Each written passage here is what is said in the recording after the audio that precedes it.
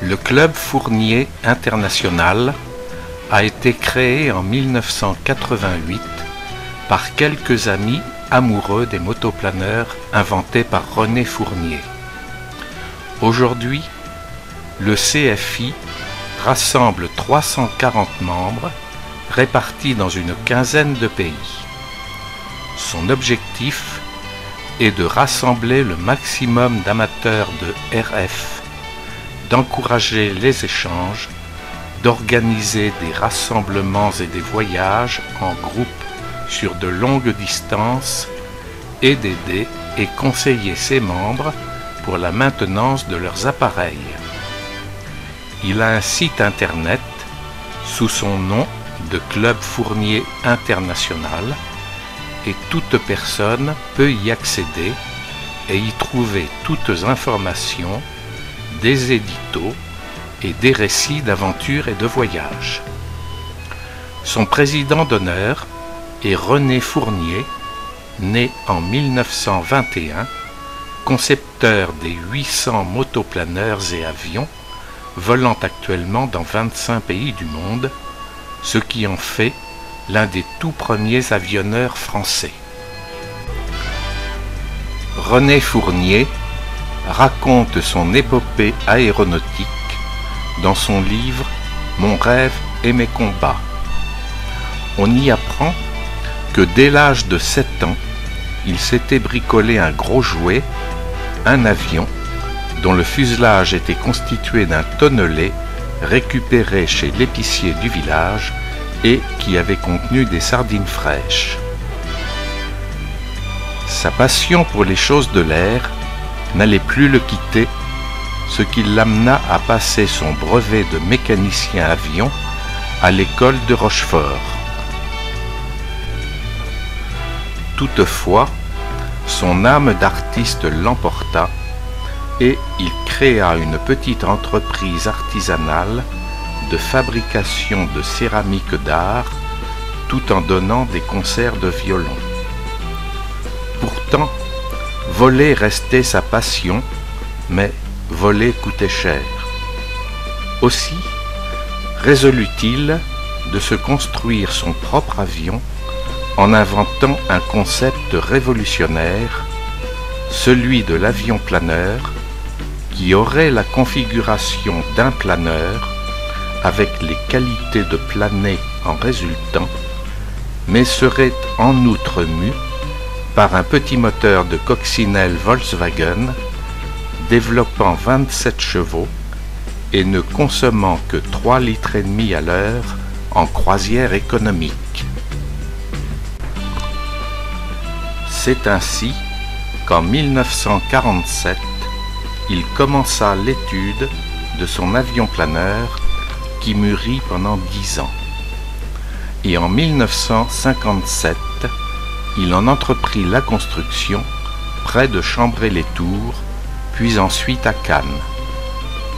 Au bout de 3 ans de labeur assidu, il donnait le dernier coup de pinceau sur un oiseau merveilleux, le RF-01, qui prenait son premier envol le 30 mai 1960 et accusait une finesse de 17, soit exactement la même que celle du planeur Nord 1300, très répandu à l'époque. Les services techniques aéronautiques de l'État furent rapidement intrigués par cet appareil de conception révolutionnaire et voulurent le faire tester par des pilotes officiels qui se déclarèrent tous enthousiasmés par ses qualités hors du commun. Une évolution du RF-01 déboucha sur le RF-2, équipé d'un moteur Volkswagen un peu plus puissant, de 39 chevaux, et qui fit son premier vol en mai 1962. Quelques améliorations apportées au RF-2 débouchaient rapidement sur le RF-3, équipé du même moteur de 39 chevaux et dont le prototype prit Trillair en 1963. Aussitôt, on commença la production en série du RF-3 à l'usine Alpavia à Gap. Un renforcement de structure du RF-3 afin de permettre de tourner la voltige définit les caractéristiques du RF-4 avec un premier vol le 25 novembre 1965. Puis vint le RF-5, biplace en tandem, propulsé par un moteur Limbach de 68 chevaux et avec une finesse de 22. Premier vol en janvier 1968. Pour répondre à un concours d'État, René Fournier étudia ensuite un biplace côte à côte tracté par un moteur Continental de 100 chevaux, le RF6B. Il en produisit 45 exemplaires dans sa nouvelle usine de Nitré, près d'Amboise. Le premier vol du RF6B fut effectué le 12 mars 1974. Malheureusement, les aides d'État escomptées ne furent finalement pas obtenues, ce qui mit René Fournier en grande difficulté financière. Et puis, un beau matin, il reçut un appel téléphonique de la société anglaise Slingsby, se déclarant désireuse d'acquérir la licence de fabrication du RF6B, mais nous allons en reparler tout à l'heure.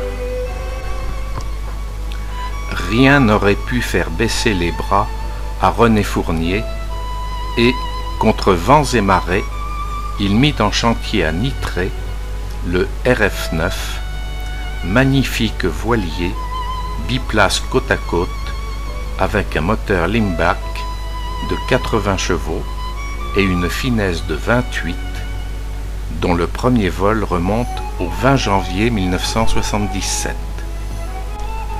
Voulant faire encore et toujours mieux, René Fournier étudia ensuite le RF10, construit tout en plastique, propulsé par ce même moteur Limbach de 80 chevaux, avec une finesse de 31, toujours en amélioration par rapport au modèle précédent. Premier vol en mars 1981.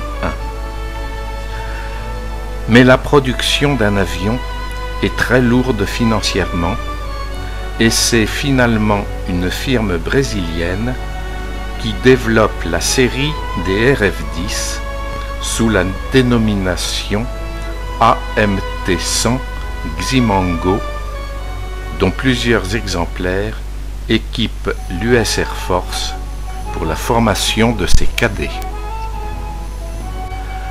Un ultime projet trottait dans la tête de René Fournier, celui d'un avion-école plus léger que le RF6B, et, à 70 ans, il traça sur sa planche à dessin les traits du RF-47, biplace côte à côte, mu par un moteur Sauer de 92 chevaux, dont le premier vol fut effectué le 9 avril 1993.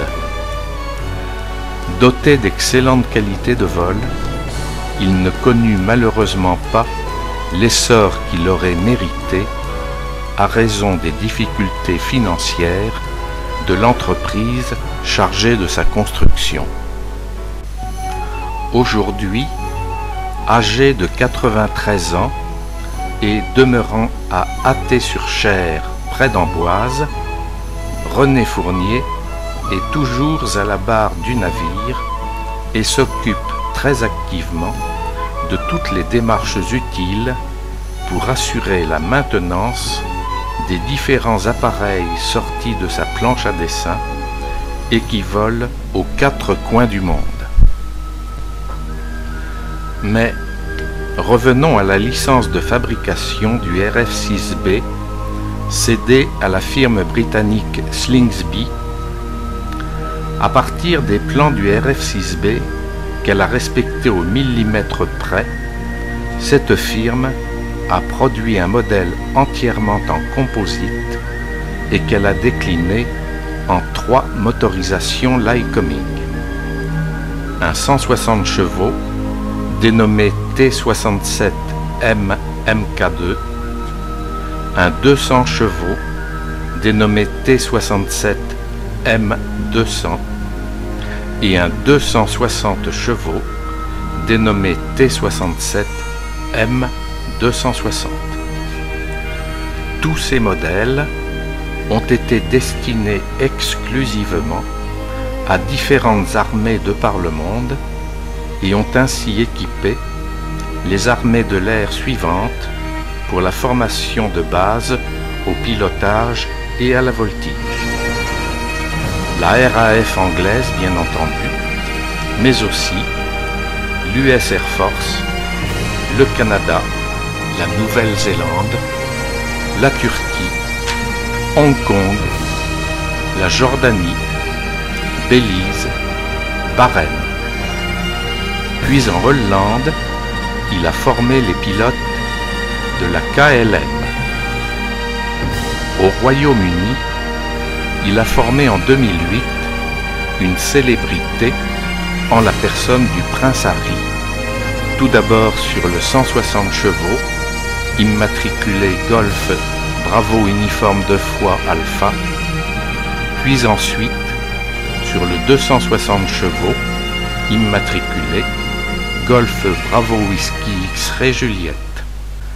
Le Slingsby T67 MK2 me tient particulièrement à cœur car c'est mon petit poussin. Construit en 1993, il a servi dans la RAF jusqu'en 2008 sous l'immatriculation anglaise Golf Bravo uniforme 2 fois Lima. Puis il a été acquis par une école de voltige hongroise qui lui a donné son immatriculation Hotel Alpha Whisky Alpha India. J'en ai fait l'acquisition en 2012 et depuis lors, il est basé à La Rochelle, île de Ré, et il y fait sensation. Ainsi un jour, l'ATR d'Air France était en attente au point Alpha pour me laisser atterrir et j'entendis alors le pilote de l'ATR demander à la tour « Quel est le type de l'appareil qui vient de se poser devant nous ?» La tour lui ayant répondu, ce pilote s'exclama alors « Ah oui, un Slingsby, il est magnifique !» Tout ceci pour dire que le génie de René Fournier s'est répandu sur la planète entière et que son nom continuera de résonner sur tous les continents pendant de multiples décennies. Je sais que ces propos vont le gêner car il est un modèle de simplicité et de modestie, mais il faut quand même savoir qu'il est dans le top 10 des meilleurs avionneurs. Les 7 et 8 septembre 2013, Jacques Bourreau, président de l'Aéroclub de Saintes, et son équipe ont organisé l'accueil sur leur terrain de Sainte-Ténac du rassemblement d'un grand nombre de membres du CFI venus des 4 coins de France et des pays alentours, répondant ainsi à l'appel de Michel Leblanc, président du CFI France. Bien entendu, René Fournier était invité d'honneur. Notre président était personnellement à l'accueil des arrivants qui se sont succédés en première partie de journée du samedi.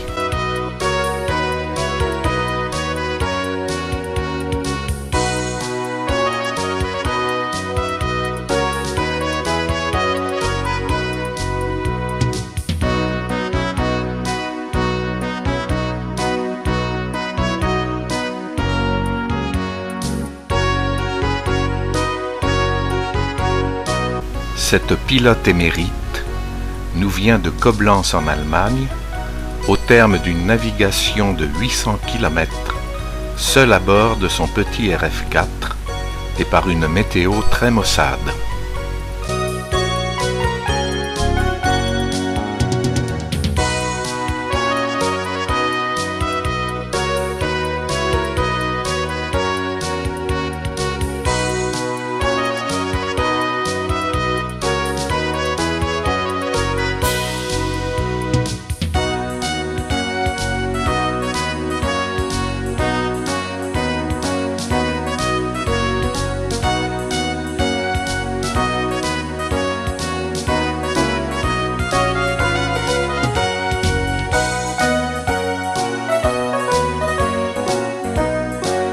À côté d'Hawaï se trouve le Delta Lima, qui était mon précédent avion jusqu'à il y a 2 ans, avant qu'il parte à Fontenay-le-Comte.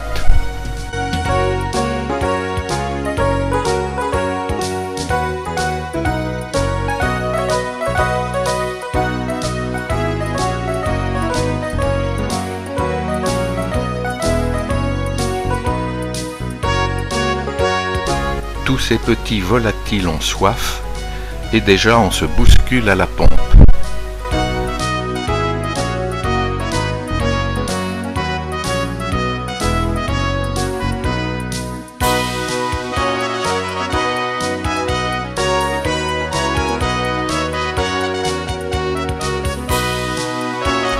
Il faut s'armer de patience en attendant son tour.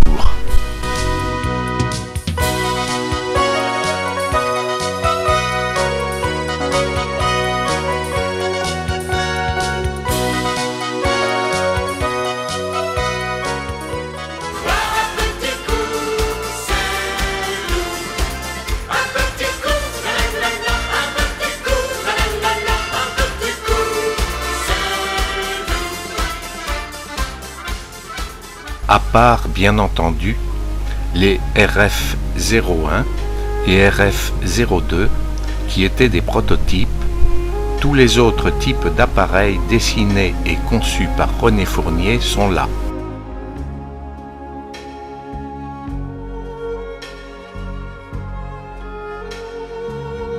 RF3, RF4, RF5, RF6B, RF9, RF10, RF47 et le demi-frère. Ces appareils portent la marque de bien des pays: France, Allemagne, Angleterre, Belgique, Pays-Bas, Italie, Hongrie. L'après-midi, on avait le choix entre la visite de Saintes, un vol circulaire dans la Saintonge ou la visite d'un producteur de cognac. Visite qui remporta la majorité des suffrages. Un nouveau type de RF, sans sardine celui-ci, mais par contre avec du cognac. Tout est paré pour la nuit.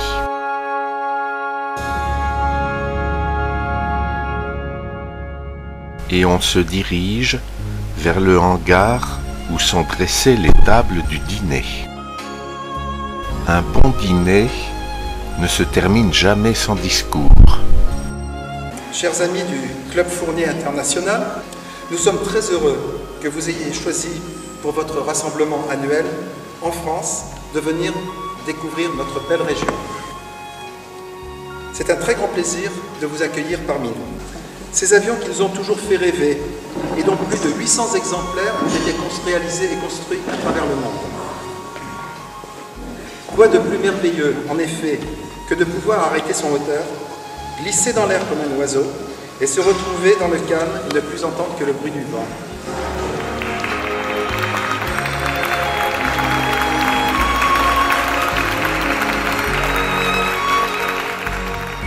Le dimanche, il est temps de rentrer à la maison.